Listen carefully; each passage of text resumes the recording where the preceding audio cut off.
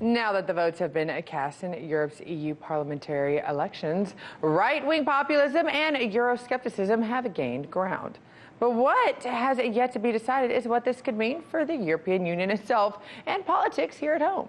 So for the 360 view, we turn to our political panel, former Florida Democratic Party Chair Mitch Ceasar and conservative commentator Steve Malzberg. Thank you so much for joining me, gentlemen.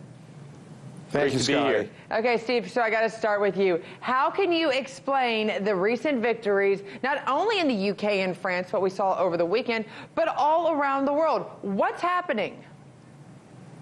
Well, I think people are speaking up. I mean, the status quo is no longer the status quo. And it's interesting because you have parties on both sides, both extremes, making gains. Now, mostly you have conservatives making gains, and then you have like green parties, picking up a few seats and doing better than expected on a lesser basis. But I think that this, I think Donald Trump's election started a quasi-resolution across the free world. I really do. I mean, the mold was broken, and people decided the status quo, just going along with the quote-unquote, prototypical politician and just going along our merry way isn't going to work anymore. And we're seeing it in election after election all over the world. Mitch, I saw you chuckle over there trying to get, the credit going to Donald Trump for all of this.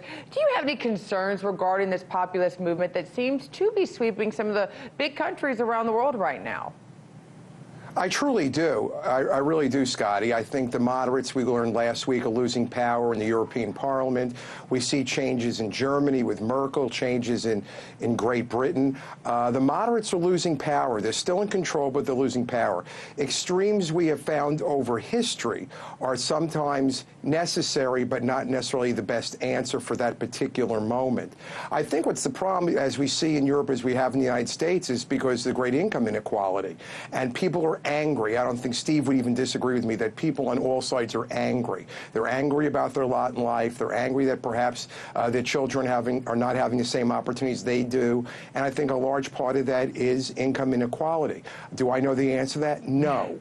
But do I think that's a problem? I think it's probably that and healthcare, probably number one, which make people angry and frustrated. Well, that's interesting that you bring that up, Mitch, because people are angry. They are frustrated. That's kind of what got this Brexit party that has just seen popularity over a year of being in existence. Do you think that kind of frustration could potentially erupt here in the United States to produce a third party that could actually win in this country eventually?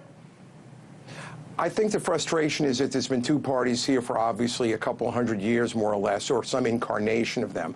I really don't see a third party yet. I've seen us have discussions, especially President, that it's very close. I would just be surprised because both sides have been institutionalized for so long. I think we'd have to see, God forbid, the stock market crash and us in world wars and have both parties not talk to that issue. I obviously think Democrats would be talking to that issue while Republicans like Mitch McConnell in the Senate would just be backing up Trump regardless. Well, and that's the thing, Steve. Let's go back to the world and the world elections right here. Do you think we're seeing an end to globalism with this wave of elections? I mean, all the way down from South America to Europe, across the globe right now, it's kind of, people are going, I want to put my country first before the country next door or the rest of the world. So is globalism on the deathbed? Yeah, which takes me back to the election of Donald Trump, because he ran on just what you said people are looking for. Now, I agree with Mitch on the third-party answer. Right. I disagree with medical health insurance or medical care around the world. I thought we were the only civilized country in the world that doesn't have universal guaranteed health insurance. I thought all of them already have it. Maybe it's not working out so well for them over there, and they're not happy about how it works. But that aside, yeah, look what's happening to some of these European countries. Yes, through immigration, through open borders, through policies that are destroying their countries from within. And I point to Germany most easily, and you can look at other countries, parts of France as well. People can't walk the streets of their own countries. That tends to lead people to say, hey, what's happening to my country? So I think, yes, policies are shaping and pushing people away from globalism. But Mitch, I've got to look at you right now. If everybody's going me, me, me, me, me, that doesn't really make for good friends when there comes to problems that do cross country borders. Is that type of country first, your country first, good for our entire world going forward and getting along?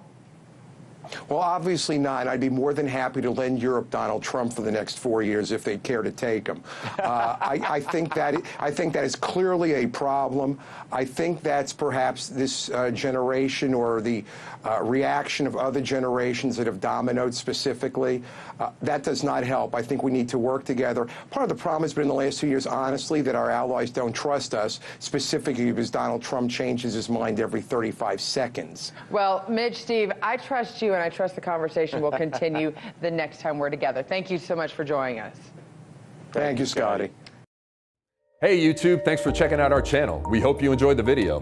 We have tons of content for you just like this. For more of RT America's one-of-a-kind news and analysis, be sure to subscribe and never stop questioning more.